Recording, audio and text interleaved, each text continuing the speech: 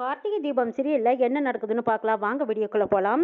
பாட்டி அருணையும் ஆனந்தியும் கூட்டிட்டு கல்யாண மண்டபத்துக்கு வந்திருக்காங்க. ரேவதி அப்படின்னு கூப்பிட்டதும் ரேவதி பார்த்து ரொம்ப சந்தோஷப்படுறாங்க. பாட்டி வாங்கன்னு கூப்பிடுறாங்க. சாமுண்டீஸ்வரி பார்த்ததும் அப்படியே கண்ணில் நெருப்ப கக்குறாங்க. ஏய் அங்கேயே நில்லு, யாரை கேட்டு இந்த கல்யாணத்துக்கு வந்த அப்படின்னு சாமுண்டீஸ்வரி கேட்கவும், ஏமா இங்க ஒரு நல்ல விசேஷம் நடக்குது, எல்லாரும் வர்றவங்கள வாங்க வாங்கன்னு தான் கேட்பாங்க. இங்க நீ ஏன் வந்தீங்கன்னா கேட்பாங்க. நடக்க போறது கல்யாணம் தானே, கமிட்டி ஒன்றும் நடக்கலையேன்னு கேட்குறாங்க. பாட்டி என்ன கிண்டலா பேசுற நினைப்பா, இது நடக்கிறது சாமுண்டீஸ்வரி வீட்டு கல்யாணம், இங்க வரதுக்கு என்னோட பர்மிஷன் வேணும், இன்விடேஷன் வேணுங்கிறாங்க சாமுண்டீஸ்வரி. ஏமா தெரியாத வீட்டு கல்யாணத்துக்கு போறதுக்கு தான் இதெல்லாம் வேணும், ஆனா நடக்க இருக்கிறது என்னோட பேத்தி கல்யாணமா, இது என்னோட ரத்த உறவு, இதுக்கெல்லாம் யாரோட பர்மிஷனும் எனக்கு தேவையில்லைங்கிறாங்க பாட்டி. நடக்கிறது என் பொண்ணு கல்யாணங்கிறாங்க சாமுண்டீஸ்வரி. எது உன் பொண்ணா? உன் பொண்ணு எங்கிருந்து வந்தா? அங்க நிக்கிறானே என் பையன், அவன் எங்கிருந்து வந்தான்? நான் இல்லாம என் பையன் எப்படி வந்தான்? உன் பொண்ணு அவன் இல்லாம எப்படி வந்தான்? அங்க பார் சாமுண்டீஸ்வரி, நல்லா கேட்டுக்கோ, இந்த ஃபங்க்ஷனுக்கு வான்னு கூப்பிடுறதுக்கும் வர வேண்டாம்னு சொல்றதுக்கு இங்க எவனுக்கு எந்த உரிமையும் கிடையாது. ஓஹோ, அப்ப நீ ஒரு முடிவோட தான் வந்திருக்கியா? அன்னைக்கு வீட்டுல வந்து கலாட்டா பண்ண மாதிரி இங்கேயும் வந்து கலாட்டா பண்ணலான்னு வந்திருக்கியா? மரியாதையா இங்க இருந்து வெளியில போயிடு, இல்லைன்னா நீ அசிங்கப்பட்டு தான் போவீங்கிறாங்க சாமுண்டீஸ்வரி. முடியாது, நான் இங்க இருந்து போக முடியாதுன்னா முடியாதுன்னு நிக்கிறாங்க பாட்டி. ஏய் இது என்னோட வீட்டு கல்யாணம், நான் யார் வேணும் யார் வேண்டான்னு எனக்கு தெரியும். முதல்ல நீ இங்க இருந்து வெளியில போன்னு சொன்னா போகணும் இல்ல, சோத்துல உப்பு போட்டு தானே திங்கிற, இப்படி எல்லாம் பேசுனே உனக்கு வெக்கமாவே இல்லையான்னு கேக்குறாங்க சாமுண்டீஸ்வரி.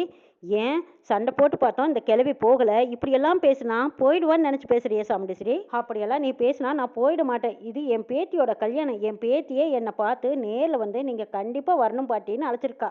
அவளே வந்து கல்யாணத்துக்கு கூப்பிட்டதுக்கு அப்புறமா இன்னும் யார் வந்து கூப்பிடணும்னு நான் நினைக்க போறேன்? மரியாதையா போய் கல்யாண வேலைகள் எல்லாம் பாரு, எத்தனை வேலை கிடக்குது போ. கிளவி அவ சின்ன பொண்ணு, அவளுக்கு என்ன தெரியும்?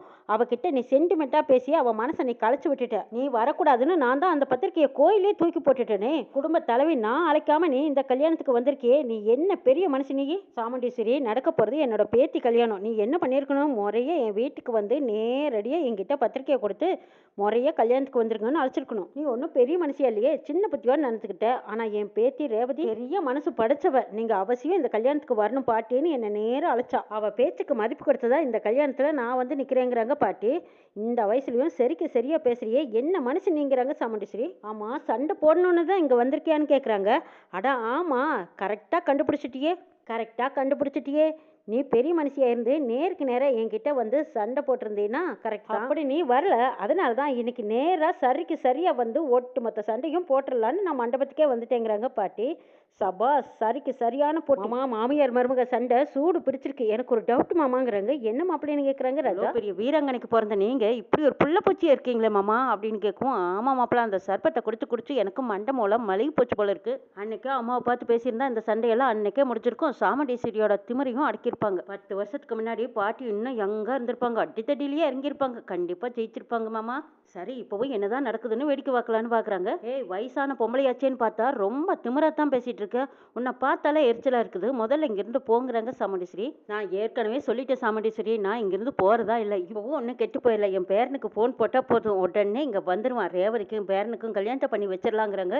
ஏய் என்ன சொன்னேன் அப்படின்னு சாமுண்டீஸ்வரி கேட்க, ஏன் தமிழ்ல தானே சொன்னேன், உன் காதுல விழலையா?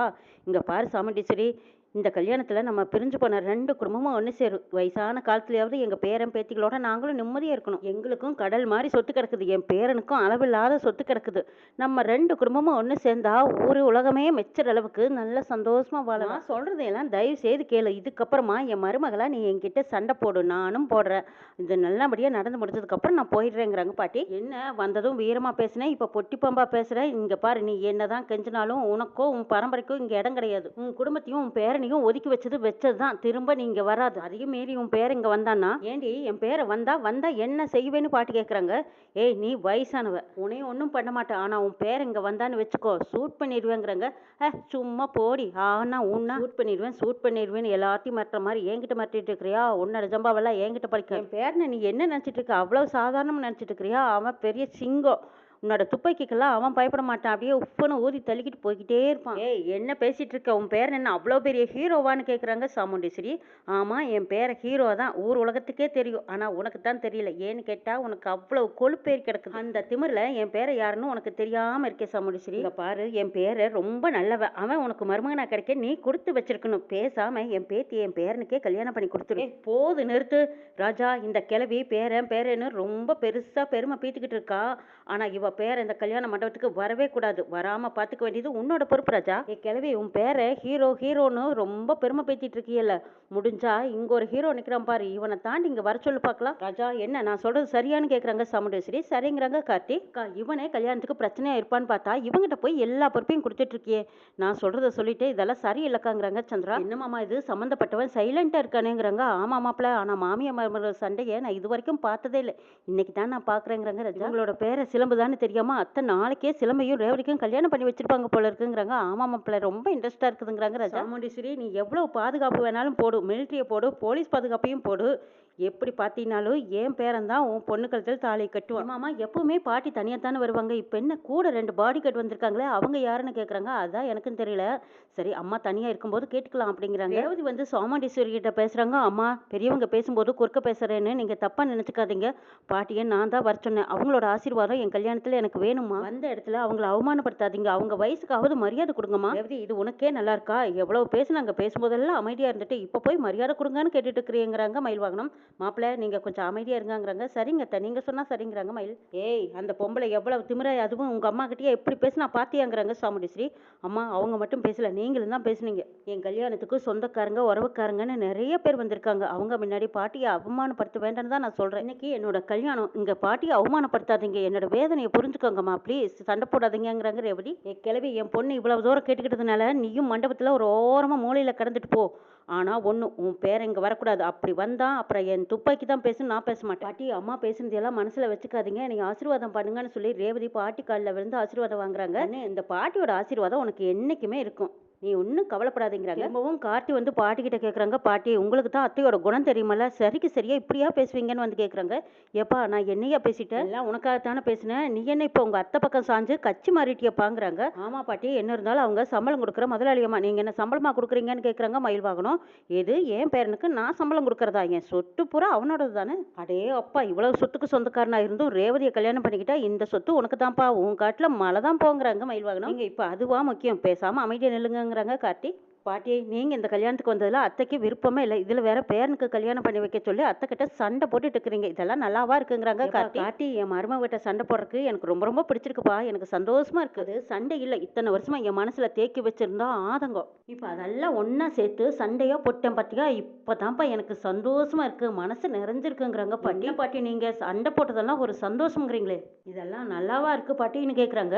அடப்போப்பா பொம்பளைக்கு சமாசாரம் எல்லாம் உனக்கு புரியலப்பா. பாட்டி இதுல பெரிய காமெடி என்னன்னு கேட்டா, இவரை பிடிக்கிற பொறுப்பை இவர்கிட்டயே ஒப்படைச்சிருக்காங்க. இதை கேட்டு எனக்கும் மாமாவுக்கும் சிரிப்பை அடக்கவே முடியலைங்கிறாங்க மயில்வாகனம்.